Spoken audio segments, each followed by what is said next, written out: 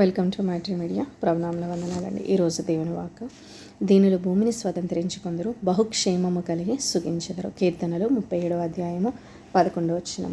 అవునండి, మరి ఇదే అధ్యాయంలో ఈ విధంగా ఉందండి. యెహోవా ఆశీర్వాదం నొందిన వారు భూమిని స్వతంత్రించుకుందరు. అవునండి, మరి ఇక్కడ 29వ వచనంలో మనం చూసుకున్నట్లయితే, నీతిమంతులు భూమిని స్వతంత్రించుకుందరు, వారు దానిలో నిత్యము నివసించెదరు.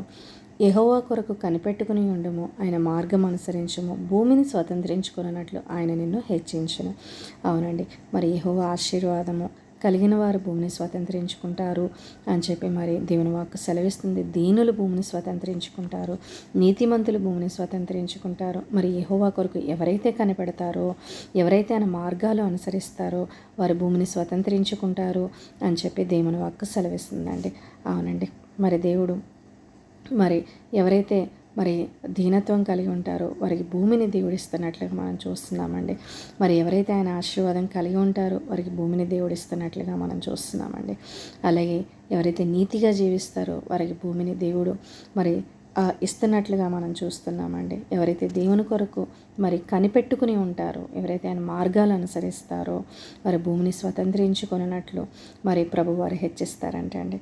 ఓకేనండి, మరి దీనత్వం కలిగి మరి నీతిమంతులమై దేవుని కొరకు ఎదురు చూసే బిడ్డలుగా ఉందామండి. ఓకేనండి, చిన్న ప్రార్థన చేసుకుందామండి.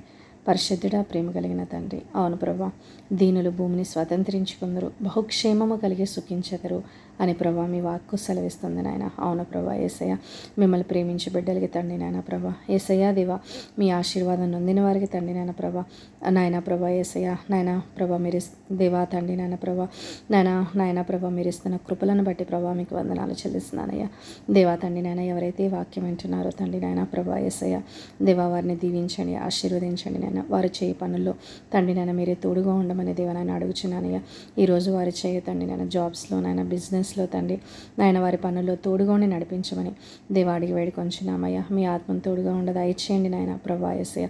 ఏ కీడు రాకుండా తప్పించండి నాయన. వారి ప్రయాణాల్లో ప్రభా మీరు తోడుగా ఉండండి నాయన ప్రభా. మీరే సహాయం చేయమని అడుగుచుని ప్రార్థన యేసయ్య అతి పరిశుద్ధమైన నామంలో అడుగుచున్నాను తండ్రి. ఆమేన్.